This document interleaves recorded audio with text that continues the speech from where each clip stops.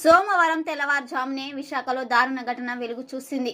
Gajuwaka LV నగరంలోని ఓ అపార్ట్మెంట్లో ఉంటున్న రవీంద్ర అనే నేవీ ఉద్యోగి తన భార్య డెలివరీ కోసం పుట్టింటికి వెళ్లడంతో తన ప్రియురాలైన మౌనికను ఇంటికి పిలిపించుకున్నాడు. అయితే ఆదివారం మధ్యాహ్నం ఇద్దరి మధ్య గొడవ మొదలై చినిగి గాలి వానగా మారి చివరకు హత్యకు దారితీసింది. అయితే ఈ ఘటనపై కేసు నమోదు చేసి దర్యాప్తు చేపట్టిన పోలీసులు విస్తుపోయి విషయాలు తెలిసాయి. ప్రియురాల్ని హత్య చేసేందుకు ముందుగానే రవీంద్ర ప్లాన్ చేసుకున్నట్టు పోలీసులు గుర్తించారు. అందుకోసం ఆన్లైన్లో కత్తి క్లీనింగ్ సామాగ్రిని ఆర్డర్ చేసి పెట్టుకున్నట్టు గుర్తించారు. అయితే అనుకున్న ప్రకారమే భార్య పుట్టింటికి వెళ్ళిన తర్వాత ఆదివారం 12:31కి మధ్యలో ప్రియురాల్ని మౌనికను రవీంద్ర ఇంటికి తీసుకొచ్చాడు. ఆ తర్వాత ఇద్దరి మధ్య వాగ్వాదం చెలరేగింది.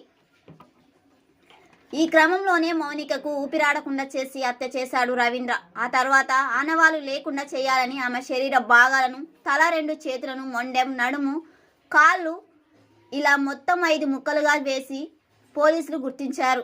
మొండెం భాగాన్ని ఫ్రిడ్జ్లో పెట్టి నడుము, 2 కాళ్ళు భాగాన్ని షూట్ కేసులో పెట్టినట్టు గుర్తించారు. అయితే ఇంట్లో తల భాగం కనిపించకపోవడంతో ఆరతీయగా తల, చేతులు మూటగట్టి అడవి ప్రాంతంలో దహనం చేసినట్టు నిందితుడు తెలిపినట్టు పోలీసులు చెబుతున్నారు. అయితే ఈ హత్య చేసిన తర్వాత రవీంద్ర తన స్నేహితుడు సందీప్ సమాచారం ఇచ్చాడని, దీంతో అప్రమత్తమైన స్నేహితుడు రవీంద్ర భార్యతో పాటు సోదరులకు సమాచారం ఇచ్చినట్టు పోలీసులు గుర్తించారు.